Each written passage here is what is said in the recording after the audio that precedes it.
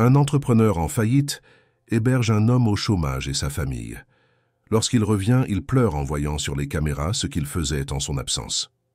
Jean-Luc Marchand fixait la vitrine vide de son dernier restaurant, autrefois animé par le va-et-vient incessant des clients et le tintement des couverts contre les assiettes en porcelaine. Son dernier bistrot, son dernier espoir, venait de tomber comme les autres.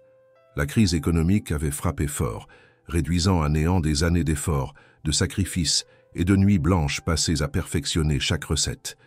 Aujourd'hui, il n'était plus qu'un entrepreneur brisé, endetté, à deux doigts de tout perdre, y compris sa dignité.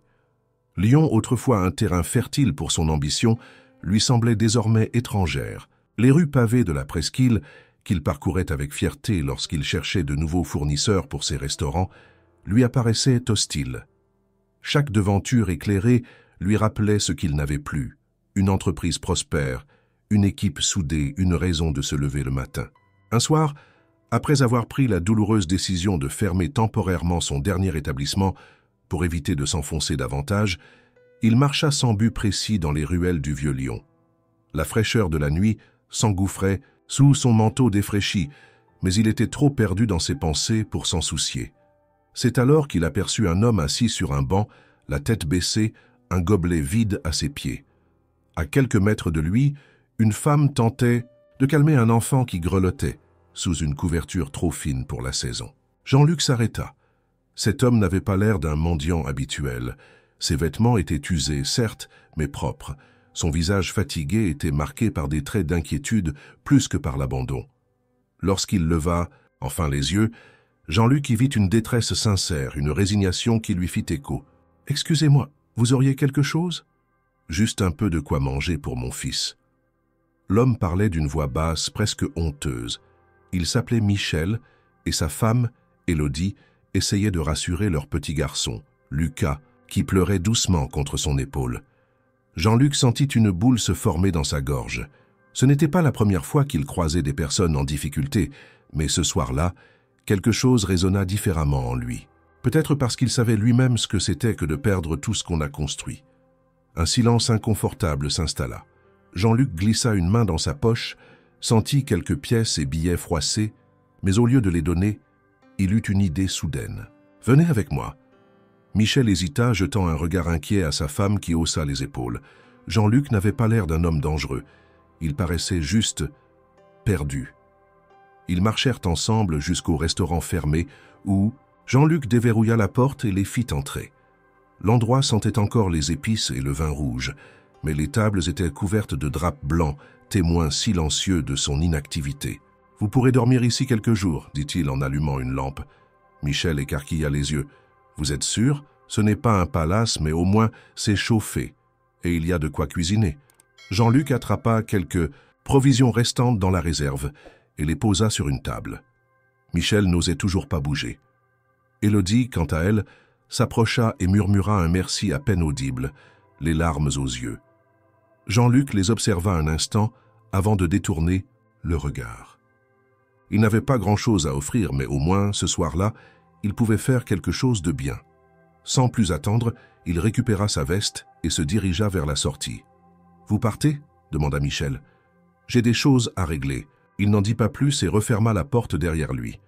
Ce qu'il ne savait pas encore, c'est que cette décision, prise sur un coup de tête, allait bouleverser son existence d'une manière qu'il n'aurait jamais imaginée. Jean-Luc referma la porte du restaurant derrière lui et inspira profondément l'air nocturne. Son geste avait été impulsif, irréfléchi même. Offrir un toit à une famille qu'il venait de rencontrer était sans doute insensé, surtout dans sa situation. Mais au fond, il savait qu'il ne pouvait pas les laisser dehors cette nuit. Pourtant, à mesure qu'il marchait dans les rues désertes de Lyon, un doute s'installa en lui. Que comptait-il faire ensuite? Ce n'était pas une solution à long terme, ni pour eux ni pour lui.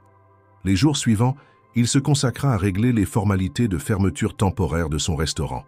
Les dettes s'accumulaient et il devait prendre des décisions difficiles.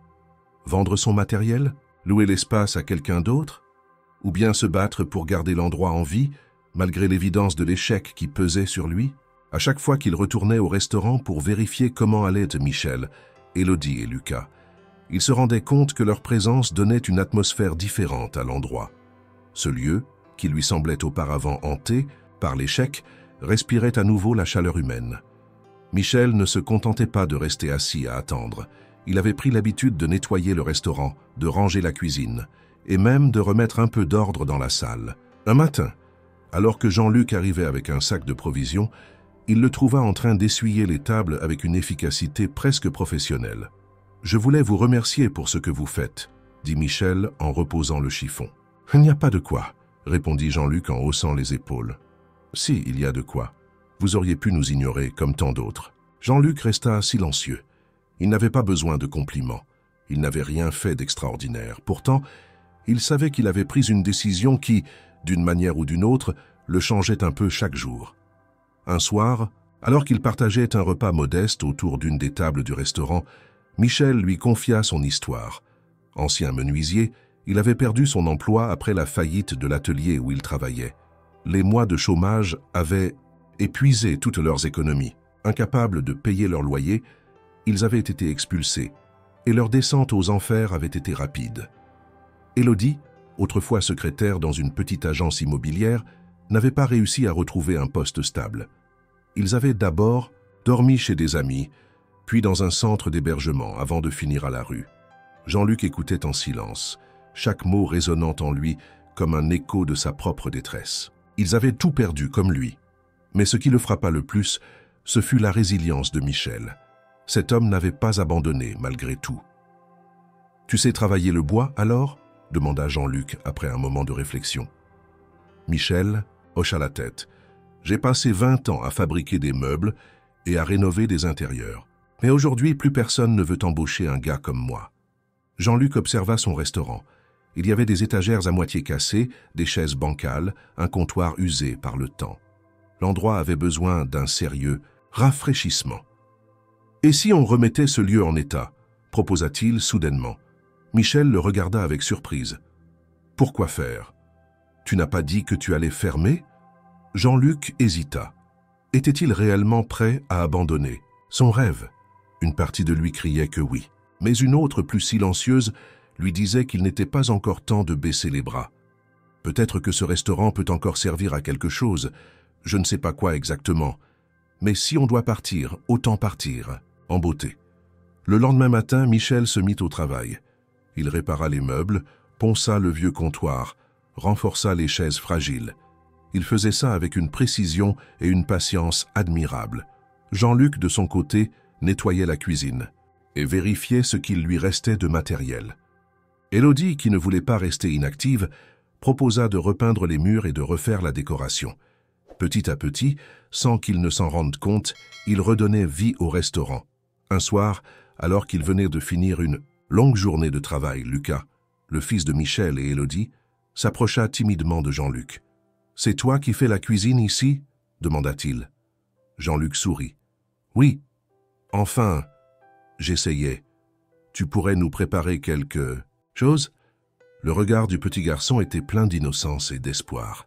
Jean-Luc hésita un instant, puis se leva. « D'accord, mais il faudra que tu sois mon assistant. » Lucas battit des mains, ravi. Ce soir-là, pour la première fois depuis longtemps, Jean-Luc reprit plaisir à cuisiner. Il improvisa un plat, simple, mais préparé avec soin. Quand il servit les assiettes, il sentit une satisfaction qu'il n'avait pas ressentie depuis des mois. Ce n'était pas un dîner pour des clients exigeants, ni un service impeccable dans un restaurant gastronomique. C'était un repas partagé entre des personnes qui, d'une manière ou d'une autre, s'étaient trouvées au bon moment. Michel et Élodie dégustèrent chaque bouchée avec gratitude. « C'est le meilleur plat que j'ai mangé depuis des mois », dit Michel en souriant. Jean-Luc ne répondit pas. Il savait que ce n'était pas seulement une question de goût, c'était le goût de quelque chose d'autre, d'un possible nouveau départ, même s'il ne savait pas encore à quoi il ressemblerait. Au fond de lui, une idée germait. Et si ce restaurant, au lieu de fermer, pouvait devenir autre chose? Quelque chose qui ne serait pas seulement un simple commerce, mais un lieu qui pourrait redonner une chance à ceux qui, comme lui, en avaient désespérément besoin? Il ne le savait pas encore, mais cette pensée allait tout changer. Les jours passèrent, rythmés par le bruit du bois poncé, l'odeur de la peinture fraîche et le frémissement timide des casseroles dans la cuisine. Michel, avec une précision d'artisan, restaurait les meubles du restaurant, tandis qu'Élodie armés de pinceaux et de tissus colorés, redonnaient de la vie aux murs autrefois ternes. Lucas, quant à lui, s'amusait à observer Jean-Luc cuisiner, posant 1000 questions sur les épices, les sauces et les techniques culinaires. Peu à peu, le restaurant reprenait forme, et avec lui une idée germait dans l'esprit de Jean-Luc, une idée qui le hantait jour et nuit, une idée qui refusait de s'éteindre, malgré la logique implacable qui lui soufflait qu'il n'avait ni argent ni avenir dans ce métier. Un matin, alors qu'il versait du café brûlant dans une tasse, ébréché, il prit une décision. Il ne pouvait pas abandonner. Pas encore, mais il ne pouvait pas non plus rouvrir son restaurant comme avant. Il devait en faire quelque chose de différent, quelque chose qui aurait un sens. Il posa sa tasse et regarda Michel, qui fixait un panneau de bois qu'il s'apprêtait à découper. « J'ai une question pour toi », lança Jean-Luc. Michel releva la tête. « Vas-y. Si tu avais une seconde chance, qu'est-ce que tu ferais ?» Michel fronça les sourcils, pris au dépourvu. Il s'appuya sur son établi de fortune et réfléchit un instant. « Une seconde chance ? Tu veux dire, si je pouvais tout recommencer ? » « Oui. » Il haussa les épaules. « J'imagine que j'aimerais juste travailler, pouvoir subvenir aux besoins de ma famille, avoir une place quelque part. » Jean-Luc hocha la tête. Et si ce restaurant pouvait être cette place ? Michel le regarda sans comprendre immédiatement. « Comment ça ?» Jean-Luc inspira profondément. « Ce restaurant est mort, plus personne ne veut venir manger ici. Je pourrais le vendre, essayer de payer mes dettes et disparaître. Mais j'ai une autre idée. Et si, au lieu d'un simple restaurant, on en faisait un endroit où les gens comme toi, comme nous, pouvaient avoir une seconde chance ?» Michel posa lentement son outil. « Un restaurant pour les sans-abri ? Pas seulement. Pour tous ceux qui ont perdu pied, les chômeurs de longue durée, les personnes en reconversion, ceux qui n'ont plus d'opportunités. On pourrait les former, leur donner du travail, leur apprendre un métier. » Michel le regarda avec un mélange d'étonnement et d'admiration. « C'est complètement fou. » Jean-Luc sourit. « Oui, mais regarde autour de toi. On est déjà en train de le faire sans même s'en rendre compte. » Michel observa le restaurant. Il voyait désormais plus que des chaises réparées et des murs repeints. Il voyait un lieu qui pouvait renaître. « Mais comment tu comptes financer ça ?» demanda-t-il. Jean-Luc s'appuya contre le comptoir, croisant les bras. C'est là que ça se complique. Il passa les jours suivants à réfléchir à la question. Il n'avait plus d'argent et les banques refuseraient de lui prêter quoi que ce soit. Pourtant, il savait que son idée avait du potentiel. Il commença à se renseigner sur les aides pour les entreprises sociales, sur les financements participatifs, sur les associations qui soutenaient ce genre d'initiative. Un soir, alors qu'il partageait un repas simple dans la cuisine du restaurant, Élodie proposa une piste. « Tu devrais parler à l'ancienne patronne de l'agence où je travaillais. Elle était très impliquée dans des projets sociaux.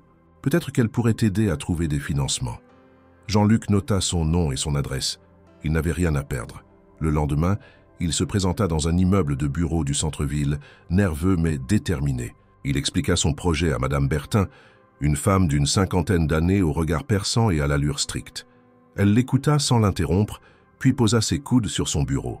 « Vous voulez transformer votre restaurant en un centre de réinsertion par la cuisine ? Oui, former des gens, leur donner une chance de se reconstruire. » Elle resta silencieuse un instant, puis esquissa un sourire. « Vous savez, ce genre de projet est difficile à financer. Mais il se trouve que je connais des investisseurs qui s'intéressent à ce type d'initiative. » Jean-Luc sentit son cœur s'emballer. « Vraiment ? Oui. Mais ils ne mettront pas d'argent sur la table sans garantie. Vous devrez leur prouver que votre concept fonctionne. » Jean-Luc hocha la tête. « Et comment je fais ça sans argent ?» Elle le regarda avec un sourire amusé. « Faites ce que vous savez faire le mieux. Cuisinez. » Jean-Luc quitta son bureau avec une idée en tête, organiser un dîner test. Une soirée unique où il inviterait des investisseurs, des bénévoles et même des journalistes locaux pour leur montrer ce qu'il avait en tête. De retour au restaurant, il expliqua son plan à Michel et Élodie. « On va organiser un dîner solidaire », annonça-t-il. « Une soirée où on montrera ce qu'on est capable de faire. » Michel hocha la tête enthousiaste. « Je peux fabriquer des tables et des bancs en bois de récup. » Élodie sourit. « Et moi, je peux m'occuper de la déco. » Jean-Luc sentit une vague d'énergie nouvelle l'envahir. Il n'était plus seul. Ce projet, qui n'était qu'une idée folle quelques jours plus tôt, prenait forme. Les jours suivants furent une course contre la montre. Michel fabriqua du mobilier avec des matériaux recyclés. Élodie transforma le lieu en un espace chaleureux et accueillant. Jean-Luc, lui, passa des heures en cuisine, à tester des recettes, cherchant l'équilibre parfait entre simplicité et raffinement. Le jour du dîner test arriva. La salle était prête, éclairée par des guirlandes de lumière tamisées. Les plats mijotaient en cuisine, diffusant une odeur alléchante. Les invités commencèrent à arriver, des investisseurs, des bénévoles, des curieux. Jean-Luc prit une profonde inspiration. C'était son moment. Ce soir-là, il ne servait pas seulement des plats, il servait une vision, une nouvelle chance pour lui et pour tous ceux qui en avaient besoin. Et au fond de lui, il savait que cette soirée allait tout changer. Jean-Luc s'affairait en cuisine, le cœur battant à un rythme frénétique. Chaque mouvement était précis, chaque ingrédient pesé avec soin. Ce dîner test n'était pas simplement une démonstration culinaire. C'était un pari, un acte de foi. Tout devait être parfait. Il avait sélectionné un menu simple mais raffiné, qui mettait en valeur son savoir-faire tout en restant accessible. Il voulait prouver que son projet n'était pas une utopie, mais une véritable alternative, un modèle viable pour offrir une seconde chance à ceux qui en avaient besoin. Michel, qui avait passé les derniers jours à fabriquer des tables et des bancs avec du bois récupéré, terminait d'installer le mobilier avec Lucas. Le petit garçon courait entre les chaises, émerveillé par l'agitation qui régnait dans le restaurant. Élodie disposait les derniers éléments de décoration, ajustant la lumière des bougies et vérifiant que tout était harmonieux. Le lieu qui, quelques semaines plus tôt, semblait condamné à l'abandon, respirait désormais une nouvelle énergie. Les premiers invités arrivèrent peu à peu, leurs pas hésitants résonnant sur le sol fraîchement nettoyé. Il y avait des investisseurs curieux, des membres d'associations engagés dans l'aide aux sans-abri, quelques journalistes locaux attirés par l'histoire insolite de ce chef qui voulait transformer son échec en opportunité collective. Jean-Luc prit une profonde inspiration avant d'aller les accueillir. Madame Bertin, la femme qui lui avait promis de l'aider s'il réussissait à prouver la viabilité de son projet, entra en dernière, observant la salle d'un regard expert. Elle fit un signe de tête approbateur en apercevant l'aménagement. « Impressionnant. Vous avez réussi à redonner vie à cet endroit, remarqua-t-elle. « Ce n'est que le début, répondit Jean-Luc avec un sourire nerveux. Il retourna en cuisine. Il n'avait pas le droit à l'erreur. Les plats commencèrent à sortir un à un, portés par Michel et Élodie qui improvisaient le service. La soupe de courge rôtie au cumin ouvrit le bal, suivie d'un mijoté de légumes et de volailles aux herbes. Les assiettes étaient simples, mais préparées avec une attention méticuleuse. Chaque bouchée devait raconter une histoire, celle d'un homme qui refusait de voir son rêve mourir et qui voulait en faire une cause plus grande que lui. À mesure que la soirée avançait, les conversations s'animèrent. Jean-Luc observait, discrètement les réactions. Les visages détendus, les sourires échangés, les regards surpris. Il y avait quelque chose de différent ce soir, une chaleur qu'il n'avait pas ressentie depuis longtemps. Alors qu'il sortait de la cuisine, pour s'assurer que tout se déroulait bien, il croisa le regard de Madame Bertin. Elle lui fit signe d'approcher. « C'est bon, vraiment bon, dit-elle en posant sa cuillère. Mais un bon repas ne suffit pas pour convaincre des investisseurs. » Jean-Luc s'y attendait. « Je sais, mais vous voyez bien que ça fonctionne. Cet endroit a une âme. Ce n'est pas juste un restaurant, c'est une seconde chance pour ceux qui n'en ont plus. » Elle le fixa un instant, puis hocha lentement la tête. « Vous avez quelque chose de spécial ici. Mais vous aurez besoin de bien plus qu'une seule soirée réussie pour faire vivre ce projet. » Elle sortit un carnet de son sac, griffonna une adresse et la tendit à Jean-Luc. « Allez voir cet homme. Il dirige une fondation qui soutient des initiatives comme la vôtre. Dites-lui que vous venez de ma part. » Jean-Luc prit le papier, le cœur battant. C'était peut-être la porte qui allait s'ouvrir enfin. Le reste de la soirée se déroula sans accroc. Lorsque le dernier invité partit, Michel s'affala sur une chaise en poussant un long soupir. « Je n'ai jamais autant couru de ma vie. » Jean-Luc sourit. « Mais regarde, on l'a fait. » Élodie, qui venait de terminer de ranger les dernières assiettes, s'approcha. « Tu crois qu'ils ont été convaincus ?» Jean-Luc observa une dernière fois la salle. Elle n'était plus vide, plus froide. Elle était remplie de souvenirs naissants, d'espoir. On verra bien. Mais quoi qu'il arrive, on a prouvé qu'on pouvait y arriver. Il serra le bout de papier que lui avait donné Madame Bertin. Demain, il irait rencontrer cet homme. Et peut-être, juste peut-être, que son rêve allait enfin devenir réalité. Le matin était encore jeune quand Jean-Luc se présenta devant l'imposant bâtiment qui abritait la Fondation Varenne, un organisme réputé pour son soutien aux initiatives sociales. Il avait passé la nuit à tourner et retourner dans son lit, incapable d'ignorer l'excitation mêlée d'appréhension qui le tenaillait. C'était un moment décisif. Cette rencontre pouvait déterminer l'avenir de son projet. Il inspira profondément et entra. L'accueil était sobre, professionnel. Une secrétaire impeccablement coiffée leva les yeux de son écran. « Bonjour, je suis Jean-Luc Marchand. J'ai rendez-vous avec Monsieur Varenne », dit-il en essayant de masquer son stress. Elle consulta son agenda et hocha la tête. « Monsieur, Varenne vous attend. 2e étage, bureau 204. » Jean-Luc monta les escaliers, tentant de calmer les battements précipités de son cœur. Devant la porte indiquée, il marqua une pause, puis frappa. « Entrez ». Il poussa la porte et découvrit un bureau spacieux, baigné de lumière naturelle. Derrière un large bureau en bois massif, un homme d'une 60aine d'années, vêtu d'un costume sobre mais élégant, l'observait avec une curiosité mesurée. « Monsieur Marchand, asseyez-vous, je vous en prie. » Jean-Luc s'exécuta. « Madame Bertin m'a parlé de vous. Elle m'a dit que vous aviez un projet ambitieux. » Jean-Luc hocha la tête. « J'ai dirigé plusieurs restaurants, mais la crise m'a tout pris. J'étais sur le point d'abandonner quand j'ai rencontré une famille sans abri. Je leur ai offert un toit temporaire, et sans le vouloir, j'ai découvert autre chose. Mon restaurant n'était plus rentable en tant qu'établissement classique. Mais s'il pouvait devenir un lieu de réinsertion, un espace où des personnes en difficulté apprennent un métier, retrouvent une dignité, alors il aurait un sens bien plus grand. » Monsieur Varenne l'écoutait en silence, le visage impassible. « Comment comptez-vous structurer votre projet ?» Jean-Luc s'attendait à cette question. Il sortit un dossier qu'il avait préparé durant les jours précédents et le posa sur le bureau. « J'ai élaboré un modèle hybride. D'un côté, un restaurant classique ouvert au public qui génère des revenus. De l'autre, un programme de formation pour des personnes en difficulté qui travailleront avec nous en cuisine et en salle. Nous fonctionnerons avec un réseau de bénévoles et des partenariats avec des associations locales. » Monsieur Varenne feuilleta les documents, opinant lentement. L'idée est solide, mais la gestion d'un tel projet est complexe. Vous avez pensé aux coûts, aux démarches administratives? Jean-Luc se pencha en avant, déterminé.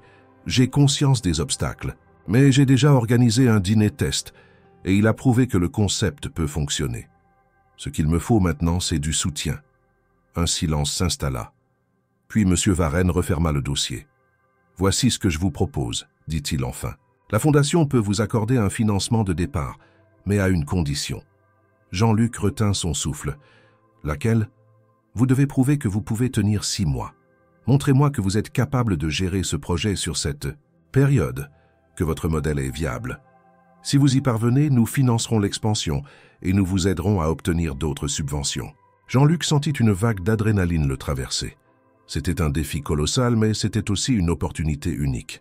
« D'accord, » répondit-il d'une voix ferme, « je vais le faire. » Monsieur Varenne esquissa un léger sourire. « Dans ce cas, considérez que vous avez fait un premier pas.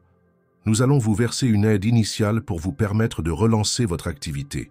Mais après 6 mois, nous exigerons des résultats concrets. » Jean-Luc acquiesça. Il savait que le plus dur restait à venir, mais il était prêt. Il quitta le bureau avec un mélange de soulagement et d'inquiétude. À peine arrivé au restaurant, il réunit Michel et Élodie. « On a un financement de départ, mais on doit prouver en 6 mois que ça marche. » Michel haussa les sourcils. « 6 mois, c'est court. Oui, mais c'est faisable. » Élodie posa une main sur son épaule. « Alors, on n'a pas une seconde à perdre. » Les jours suivants furent une véritable course contre la montre. Avec l'argent débloqué par la Fondation, ils achetèrent du matériel manquant, rénovèrent la cuisine et finalisèrent l'aménagement de la salle. Jean-Luc prit contact avec des associations locales pour recruter les premiers stagiaires. Michel continua à améliorer le mobilier avec son savoir-faire d'artisan. Élodie s'occupa de la communication, créant des affiches, parlant du projet sur les réseaux sociaux, attirant l'attention des médias locaux. Puis vint le jour de la réouverture. Le matin même, Jean-Luc se tenait devant la porte du restaurant, observant la devanture. L'enseigne était nouvelle, simple mais évocatrice, le repère. Ce n'était plus seulement un restaurant, c'était un lieu où l'on pouvait se reconstruire. Les premiers clients arrivèrent timidement, intrigués par l'histoire, qu'ils avaient lue dans les journaux. Le personnel composé de Michel, Élodie, de quelques bénévoles et des premiers stagiaires en réinsertion se mit au travail. Jean-Luc retrouva enfin son rôle de chef, dirigeant la cuisine avec précision et bienveillance. Les plats furent envoyés en salle, les assiettes revenues vides. Les sourires des clients étaient encourageants. Il y avait encore beaucoup à faire, mais la soirée se termina sur une note positive.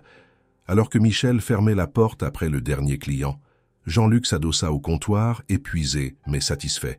« On l'a fait !» souffla Élodie. Jean-Luc hocha la tête.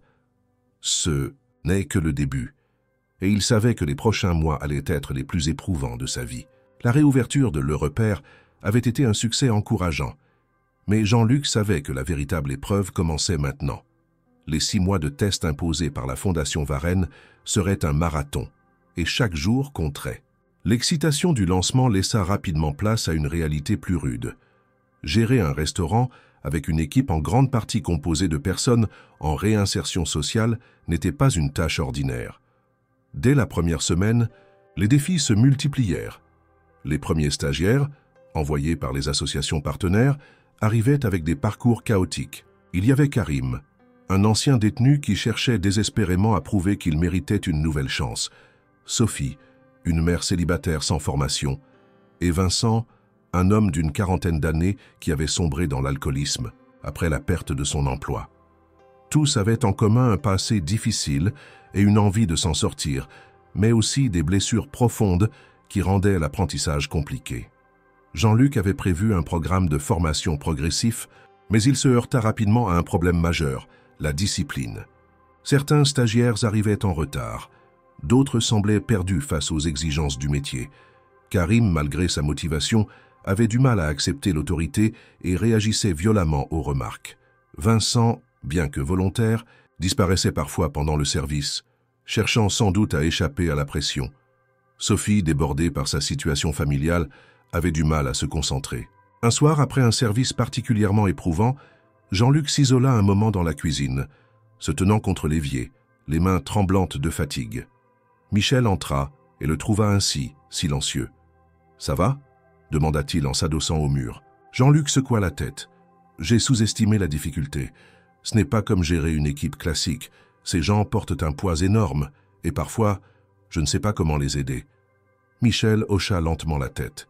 « Tu ne peux pas les sauver tous, Jean-Luc. Je ne veux pas les sauver, je veux juste leur donner une chance. » Michel posa une main sur son épaule. « Alors il faut leur laisser le temps d'apprendre. Ce restaurant est une école, pas une solution miracle. » Jean-Luc soupira mais acquiesça. Il devait trouver un équilibre entre patience et exigence. Le lendemain, il convoqua son équipe avant le service. « Écoutez, je sais que ce n'est pas facile. Apprendre un métier demande du temps et de la rigueur. Mais ici, on est une équipe. Si on veut que ce projet fonctionne, on doit tous y mettre du nôtre. » Il regarda Karim dans les yeux. « Ça veut dire accepter les critiques et apprendre à travailler ensemble. » Puis Sophie. « Ça veut dire s'engager, être présent et concentré. » Enfin, Vincent. « Et ça veut dire affronter nos peurs sans fuir. » Un silence s'installa. Jean-Luc ne savait pas s'il avait réussi à les toucher, mais il espérait au moins leur avoir fait comprendre l'importance de ce qu'il faisait ici. Les jours suivants, il vit de légères améliorations.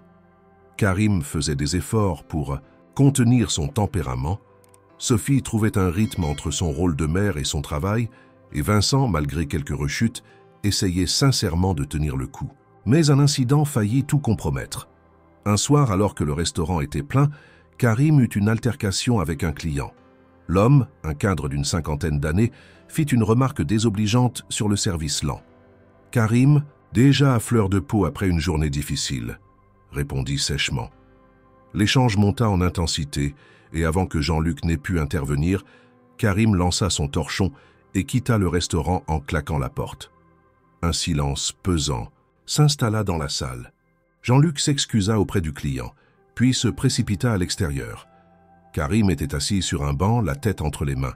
« Tu ne peux pas réagir comme ça », lança Jean-Luc en s'asseyant à côté de lui. « Je suis pas faite. »« Pour ça, » murmura Karim. « J'essaie, mais j'ai l'impression d'être toujours sur le point d'exploser. » Jean-Luc le fixa un instant. « T'as passé combien de temps en prison ?»« 6 ans. »« Et t'as appris quoi là-bas ?» Karim haussa les épaules. « À me défendre, à ne jamais me laisser marcher dessus. » Jean-Luc hocha lentement la tête. « Ici, tu n'as pas besoin de te défendre. Tu dois juste apprendre à faire partie d'une équipe. C'est ça ton défi. » Karim ne répondit pas, mais il resta. Il revint le lendemain plus concentré, plus posé. Jean-Luc savait qu'il ne changerait pas du jour au lendemain, mais il avait fait un pas dans la bonne direction. Les semaines passèrent et malgré les hauts et les bas, le repère gagnait en stabilité. Le bouche à oreille fonctionnait, attirant une clientèle curieuse du concept. Des journalistes revenaient faire des articles et des associations commençaient à parler du restaurant comme d'un modèle inspirant. Un jour, Jean-Luc reçut un appel de Madame Bertin. « Monsieur Varenne a entendu parler de vos progrès. Il voudrait venir dîner. » Jean-Luc sentit son estomac se nouer. « Quand ?»« Vendredi soir. » Il raccrocha et fixa la cuisine en pleine activité. Ce dîner allait être une nouvelle épreuve, peut-être la plus importante depuis la réouverture. Il devait prouver que son projet. Le vendredi arriva plus vite que Jean-Luc ne l'aurait voulu. Depuis l'appel de Madame Bertin, une tension sourde régnait dans le restaurant. L'équipe savait que la venue de Monsieur Varenne n'était pas un simple dîner. C'était un examen, un test décisif pour l'avenir du projet. Si la soirée se déroulait bien, le repère pouvait obtenir le financement qui lui permettrait de survivre au-delà des 6 mois d'essai. Mais si quelque chose tournait mal, tout pouvait s'effondrer. Jean-Luc passa la matinée à peaufiner le menu. Il ne voulait pas impressionner par des plats prétentieux, mais offrir une expérience authentique et sincère. Il choisit des produits locaux, mit en avant des saveurs simples mais maîtrisées. En entrée, une salade tiède de légumes rôtis et fromage de chèvre. En plat principal, un cabillaud en croûte d'herbe accompagné d'un risotto crémeux. Pour le dessert, une tarte fine aux pommes caramélisées. Dans la salle, Michel et Élodie s'activaient pour que tout soit parfait. Ils avaient veillé à ce que chaque détail reflète l'identité du restaurant. Des tables en bois fabriquées par Michel, aux bougies disposées avec soin par Élodie. « On est prêt ?» demanda Jean-Luc en ajustant sa veste de chef. Michel hocha la tête. « On a fait tout ce qu'on pouvait. Maintenant, il n'y a plus qu'à espérer que tout se passe bien. » Lorsque les premiers clients commencèrent à arriver, Jean-Luc sentit l'adrénaline monter. Parmi eux, il repéra rapidement Monsieur Varenne, accompagné de Madame Bertin et de 2 autres personnes, probablement des collaborateurs. L'homme observa la salle avec une expression indéchiffrable avant de s'installer à la table qu'on lui avait réservée. Jean-Luc retourna immédiatement en cuisine. « Karim, Vincent, Sophie, tout le monde est en place. » Karim, chargé des entrées, acquiesça en silence. Il semblait plus concentré que d'habitude, comme s'il avait compris l'importance de ce service. Vincent, en charge des accompagnements, ajusta sa toque nerveusement. Sophie, qui servait en salle ce soir-là, se frotta les mains, un peu tendues.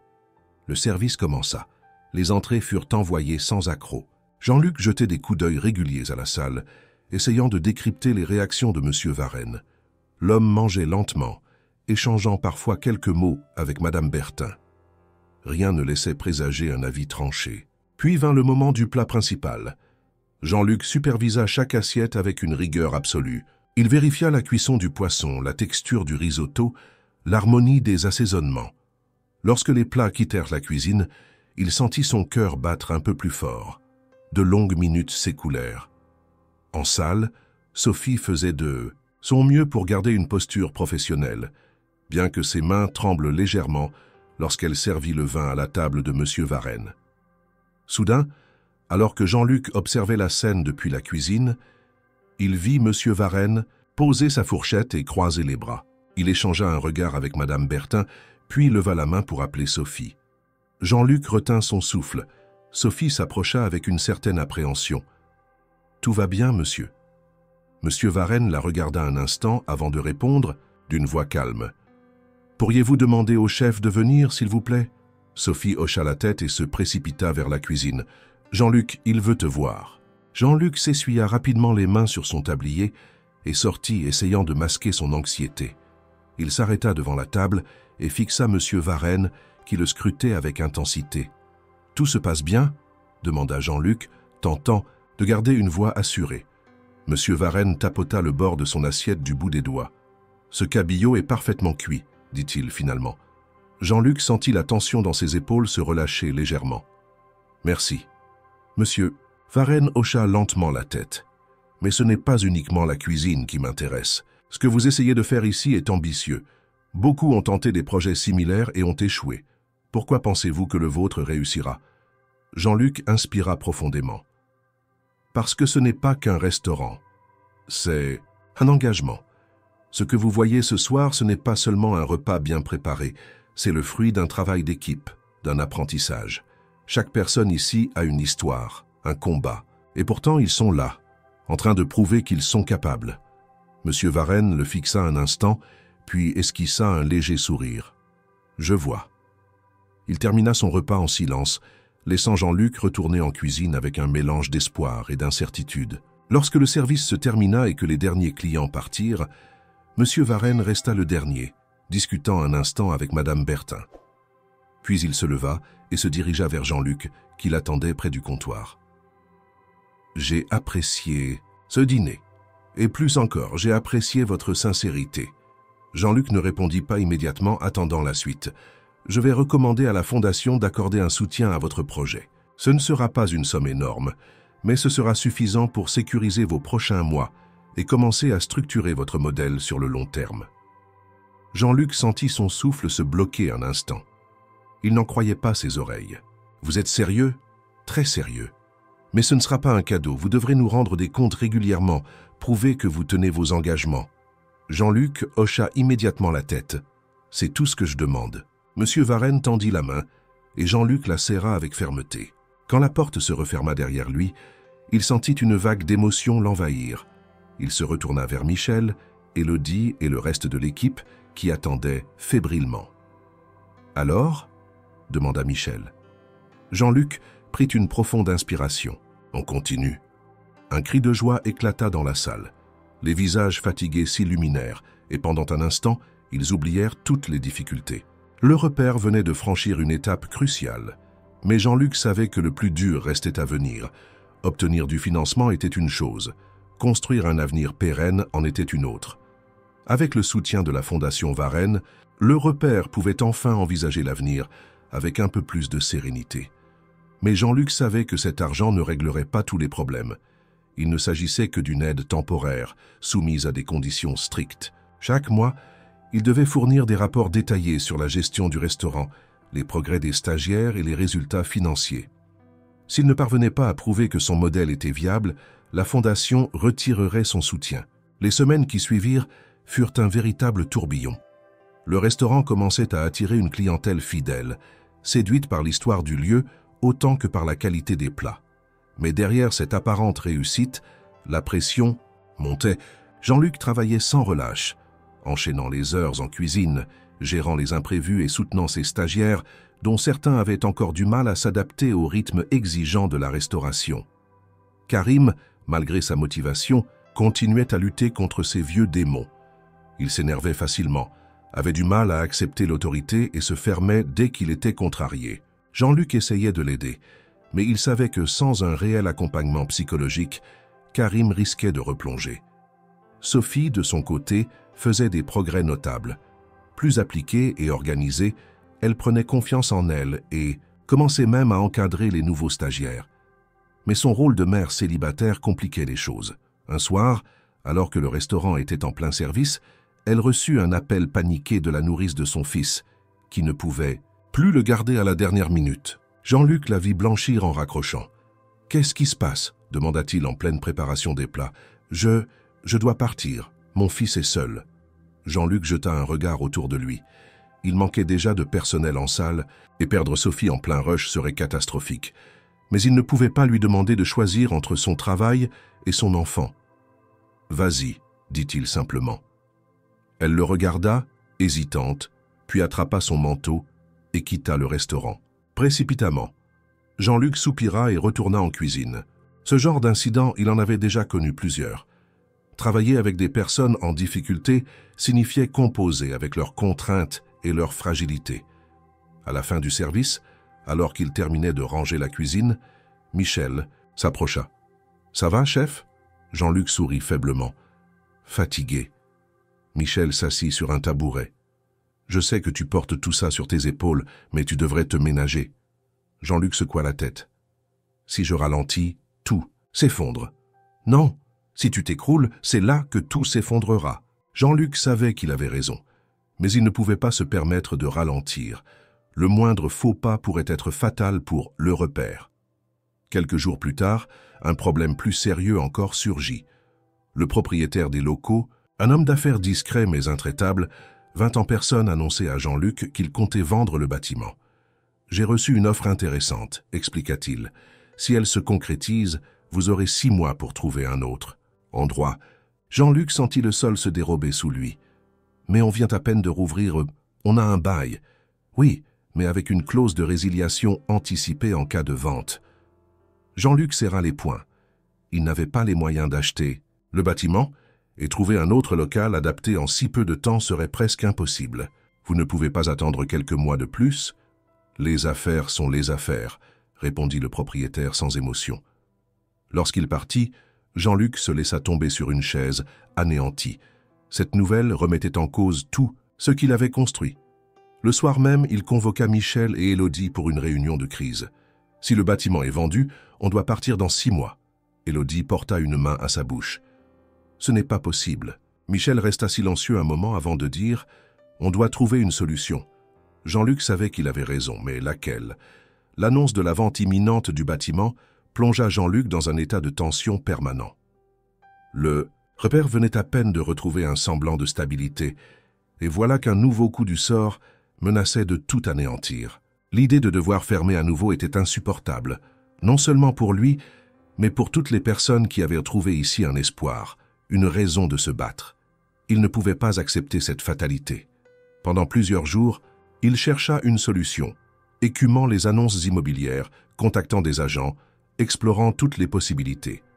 Mais très vite, une réalité implacable s'imposa à lui. Trouver un autre local viable dans un délai aussi court relevait du miracle. Et même s'il en trouvait un, il faudrait tout recommencer à zéro. Travaux, communication, logistique, sans parler du coût astronomique d'un tel déménagement. Un soir, alors qu'il épluchait les factures et les projections financières dans son bureau, Michel entra sans frapper. « T'as l'air d'un homme qui s'apprête à recevoir sa condamnation », lança-t-il en s'asseyant en face de lui.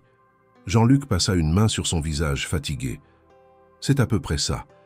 J'ai passé la journée à chercher une alternative et il n'y en a aucune. » Michel croisa les bras. « Et acheter le bâtiment, c'est impossible. » Jean-Luc soupira.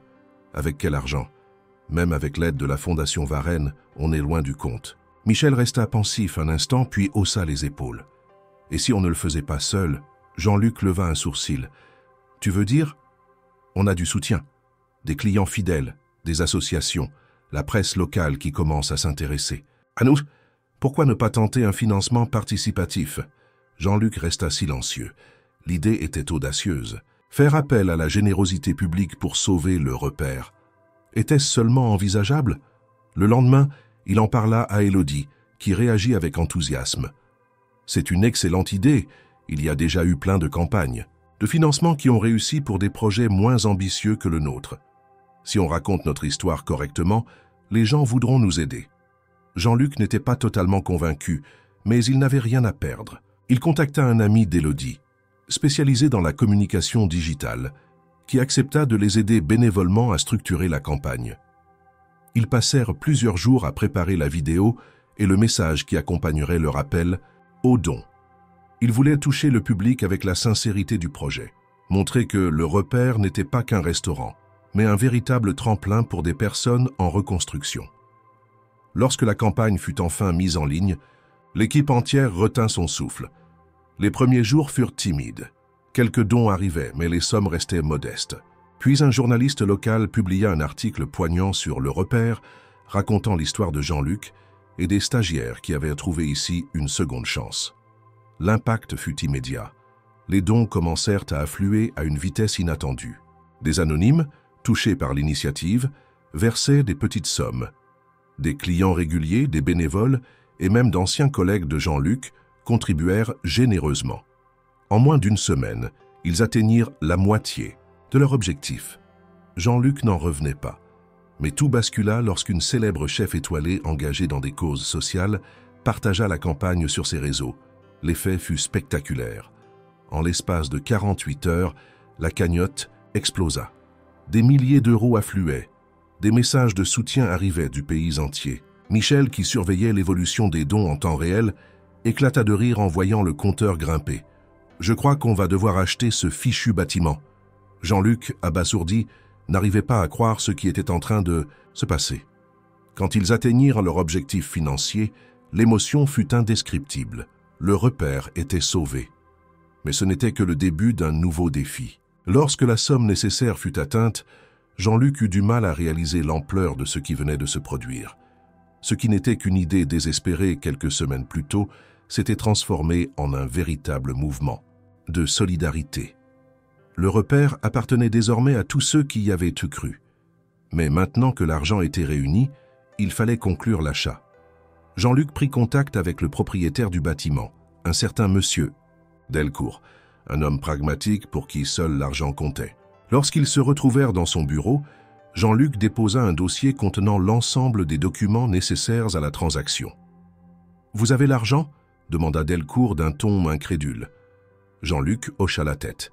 « Grâce à un financement participatif. » Delcourt haussa un sourcil, surpris.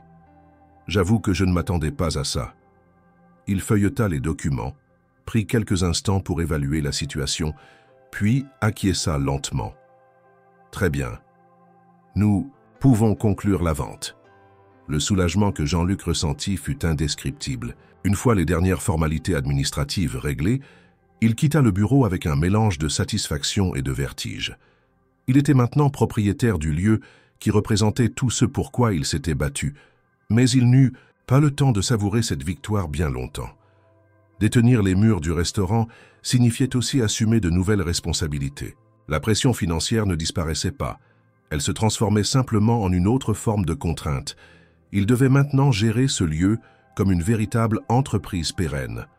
Le soir même, il réunit toute l'équipe dans la salle du restaurant. « On l'a fait », annonça-t-il. « Le bâtiment nous appartient. Le repère est désormais un projet ancré pour de bon. » Un tonnerre d'applaudissements éclata. Michel leva son verre. « À nous !» L'ambiance était euphorique, mais Jean-Luc savait que le plus dur restait à venir. Ils avaient réussi à éviter la fermeture, mais maintenant il fallait rentabiliser le modèle. Durant les semaines suivantes, il se concentra sur l'amélioration de la gestion. Avec l'aide d'Élodie, il mit en place une meilleure organisation du personnel. Michel proposa de former des stagiaires à la menuiserie pour diversifier les compétences qu'ils pouvaient acquérir sur place. Le bouche à oreille continuait d'attirer de nouveaux clients, et des associations contactaient Jean-Luc pour lui proposer d'intégrer encore plus de personnes en réinsertion. Mais cette expansion rapide posa un nouveau problème.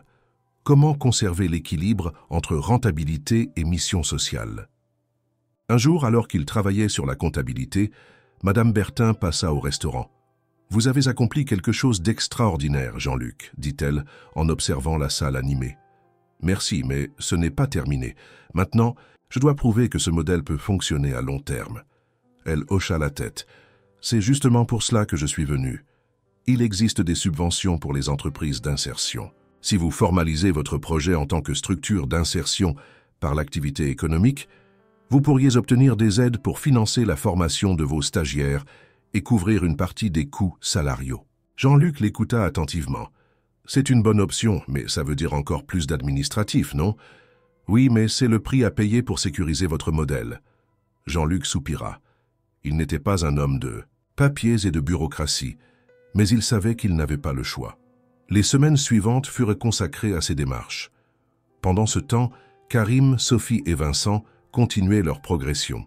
Karim, autrefois impulsif, montrait des signes d'amélioration et devenait un élément clé de la cuisine. Sophie gagnait en assurance et envisageait même de suivre une formation en gestion de restaurant. Vincent, après plusieurs rechutes, avait finalement réussi à tenir plusieurs semaines sans toucher une goutte d'alcool. Un soir, alors que Jean-Luc fermait le restaurant, Vincent s'attarda. « Chef, j'aimerais te parler. » Jean-Luc posa son torchon. « Bien sûr. Qu'est-ce qu'il y a ?» Vincent semblait hésitant, puis il prit une inspiration. « Je crois que je suis prêt à partir. » Jean-Luc le regarda, surpris. Partir? Oui, quand je suis arrivé ici, j'étais perdu. Mais grâce à toi, à l'équipe, j'ai retrouvé un équilibre. J'ai postulé dans un restaurant en dehors de Lyon, et ils veulent me prendre comme commis de cuisine. Jean-Luc sentit une bouffée de fierté monter en lui. C'est une excellente nouvelle. Vincent baissa les yeux, ému. Merci pour tout. Si tu n'avais pas cru en moi, je serais sûrement encore au fond du trou. Jean-Luc posa une main sur son épaule. C'est toi qui as fait le plus dur. Ce fut un moment marquant. Vincent était la première personne à sortir du programme avec succès et cela prouvait que le repère remplissait véritablement son rôle. Jean-Luc savait désormais que ce projet était bien plus qu'un restaurant. Ça était un tremplin, un lieu où des gens brisés pouvaient se reconstruire. Et ce n'était que le début. L'évolution de Le Repère dépassait toutes les attentes de Jean-Luc. Ce qui avait commencé comme une tentative désespérée de sauver un restaurant en faillite s'était transformé en un modèle de réinsertion qui attirait l'attention bien au-delà de Lyon. L'histoire de l'établissement circulait dans les médias et plusieurs associations l'avaient identifié comme un exemple inspirant de reconversion sociale. Mais cette nouvelle notoriété entraînait aussi son lot de complications. Le nombre de candidatures pour intégrer le programme explosait, bien au-delà de ce que Jean-Luc pouvait gérer.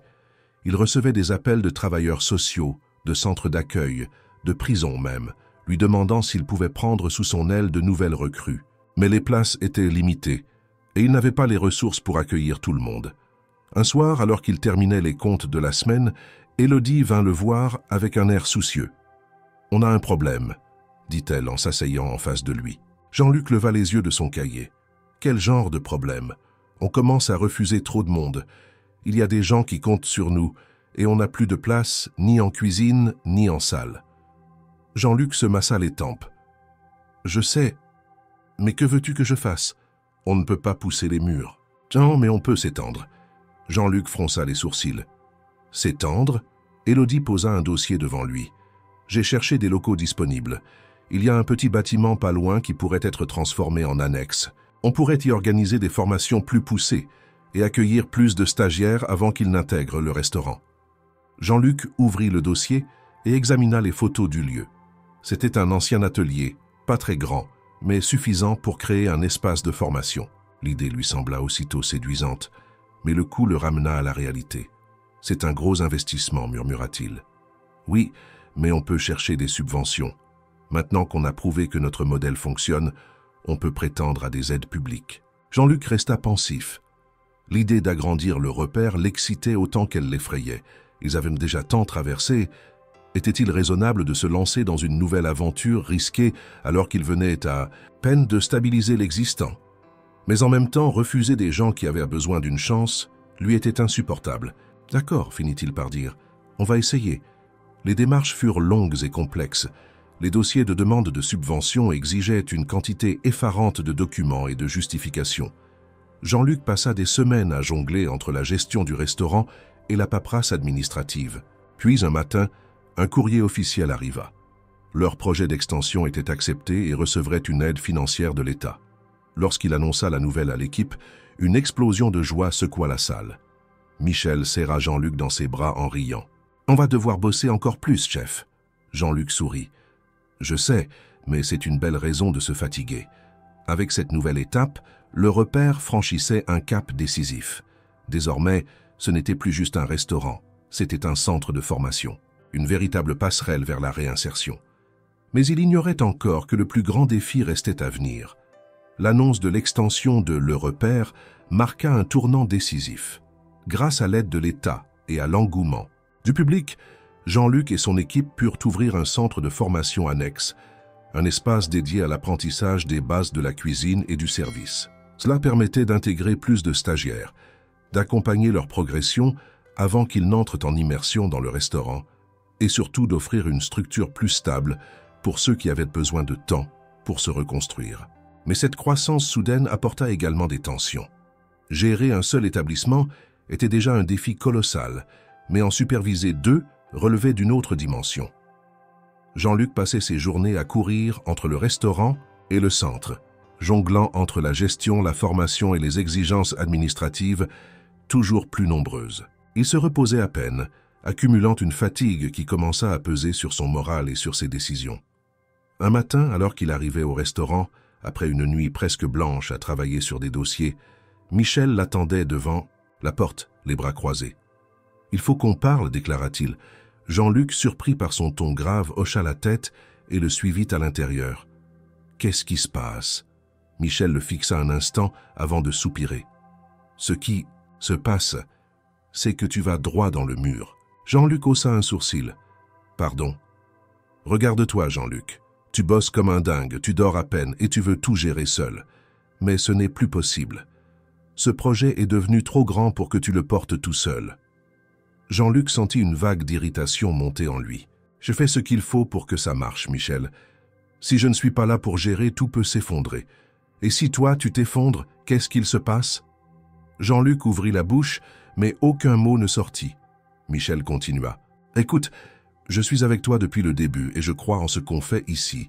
Mais si tu veux que le repère ait un avenir, tu dois apprendre à déléguer. Tu dois former une équipe de gestion, des responsables qui peuvent prendre le relais quand il le faut. Sinon, tu vas finir par nous perdre tous. » Jean-Luc resta silencieux. Il savait que Michel avait raison.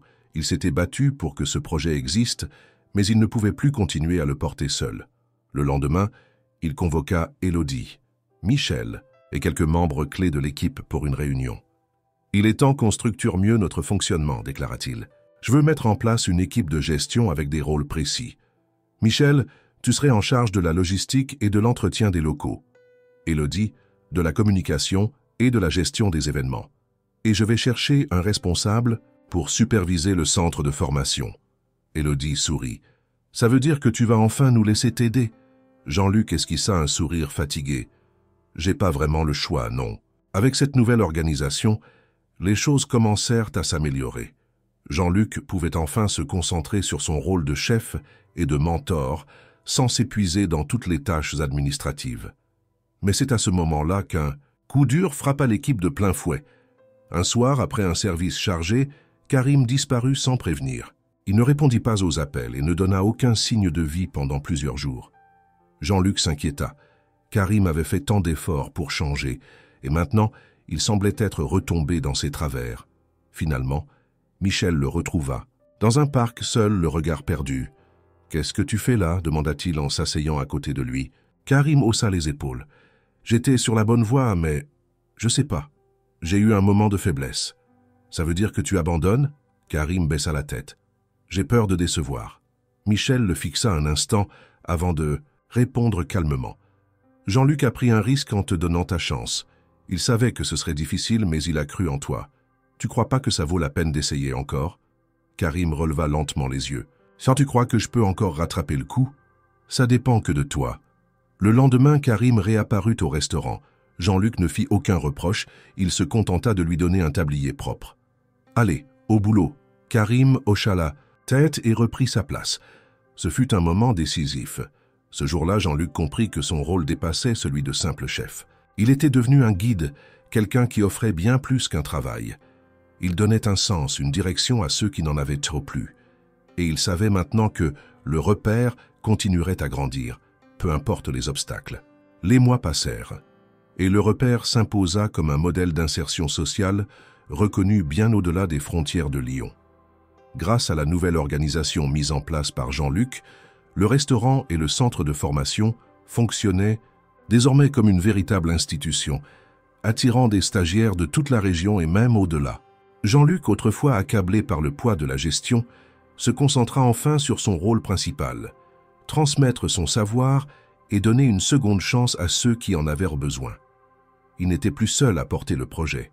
Une équipe soudée s'était formée autour de lui, avec Michel à la logistique, Élodie à la communication et de nouveaux encadrants spécialisés pour accompagner les stagiaires. Karim, après ses moments de doute et ses rechutes, devint l'un des éléments les plus fiables du restaurant. Il prit sous son aile les nouveaux arrivants, leur racontant son propre parcours pour les encourager à persévérer. Un jour, il se présenta à Jean-Luc après le service. « Chef, j'aimerais te parler. » Jean-Luc releva les yeux en essuyant ses mains sur un torchon. « Vas-y, je t'écoute. » Karim prit une profonde inspiration. « Je pense que je suis prêt à voler de mes propres ailes. » Jean-Luc sourit, anticipant déjà ce qu'il allait entendre. « Tu veux partir ?»« Pas totalement, » répondit Karim. Mais j'aimerais ouvrir quelque chose. Un petit café-restaurant avec le même esprit que Le Repère. Un endroit où les jeunes en difficulté pourraient apprendre, comme moi ici. Jean-Luc sentit une vague de fierté l'envahir. C'est une idée géniale. Karim hésita avant d'ajouter « Mais j'aurai besoin de ton aide ». Jean-Luc posa une main sur son épaule. « Tu auras tout mon soutien ». Ce moment marqua un tournant. Le Repère n'était plus seulement un restaurant, c'était un concept qui se propageait. D'autres anciens stagiaires suivirent l'exemple de Karim, lançant leur propre projet en s'inspirant de ce qu'ils avaient appris ici. Un jour, Jean-Luc reçut une invitation inattendue. On lui proposait de participer à une conférence sur l'entrepreneuriat social. Son histoire intéressait des experts en réinsertion, des chefs d'entreprise, des associations. Il hésita d'abord, peu habitué à ce genre d'exercice, mais Michel et Élodie insistèrent. « Les gens doivent entendre ton histoire », déclara Élodie. « Ça peut inspirer d'autres initiatives. » Finalement, Jean-Luc accepta. Il se retrouva sur une scène devant un auditoire attentif, racontant comment un simple restaurant au bord de la faillite était devenu un moteur de changement pour tant de vies. À la fin de son intervention, quelqu'un dans le public leva la main.